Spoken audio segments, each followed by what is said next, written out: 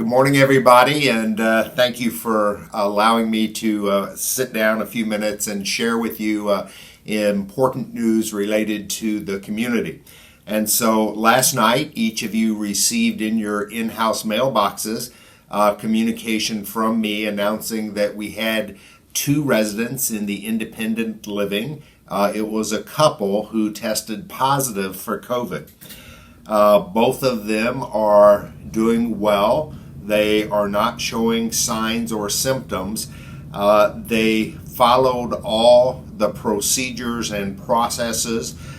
They were planning to travel for Thanksgiving, and as a precautionary measure had decided to go and get tested so that they would know if they had been exposed and not take the risk of going to a family affair without having been tested. And as a result of their good practice, discovered that they both had antigens for COVID, and both were positive.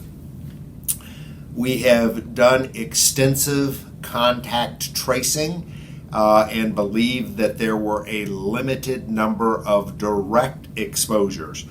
Everybody who has been identified as having had a direct exposure has been contacted, and they have been tested, and the results have been negative. So we do not believe at this point that we have had a broader exposure and that residents are at a particularly high risk. However, out of an abundance of caution, we want to be very careful. And there were a couple of things that we could do to respond. We want to take a measured response and make sure that we are protecting residents, but we don't want to do a full response or an overreaction.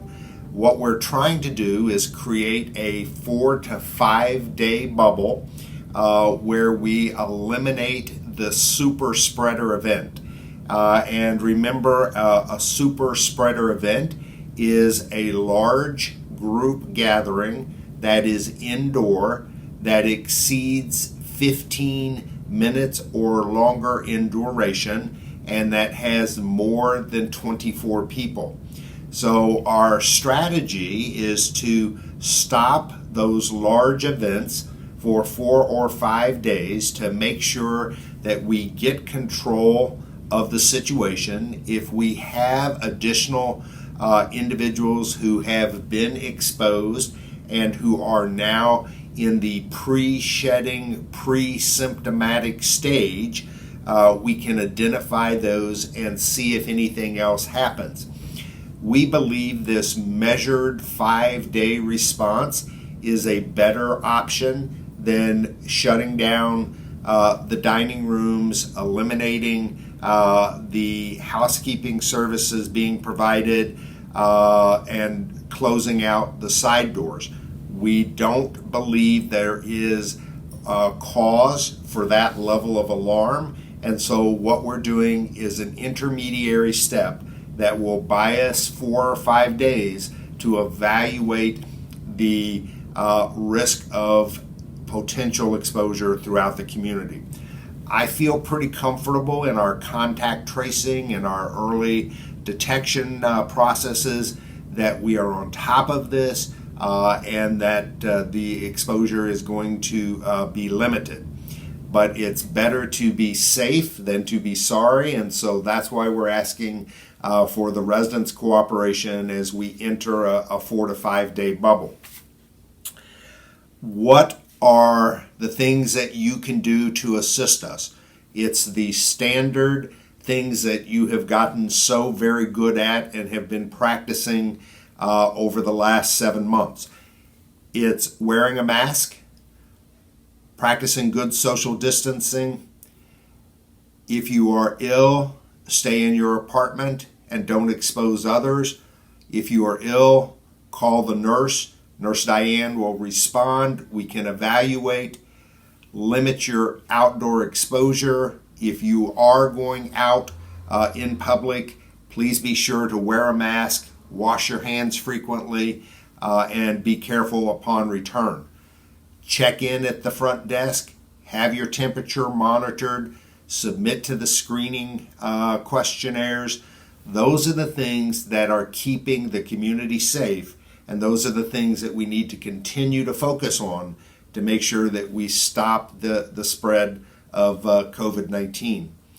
The one other recommendation that I do have for residents is if you are wearing a cloth mask, at least for the next 4 or 5 days as we enter into this bubble, you are better served if you have a surgical mask. The surgical masks are the little blue ones.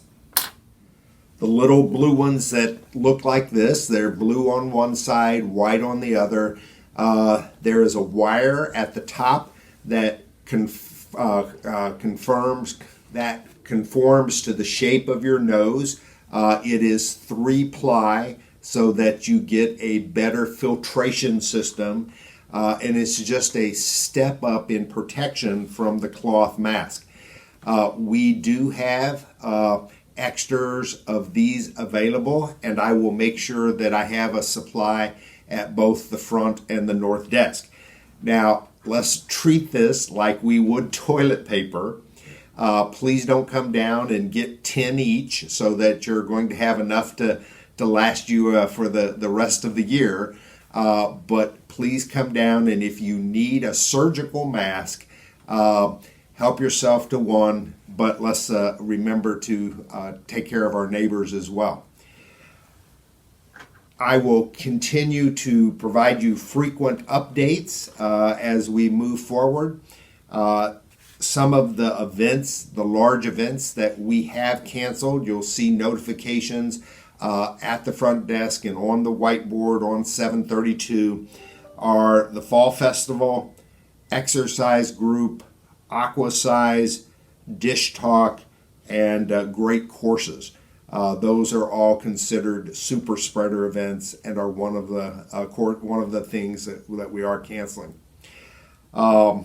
That's all I have for right now.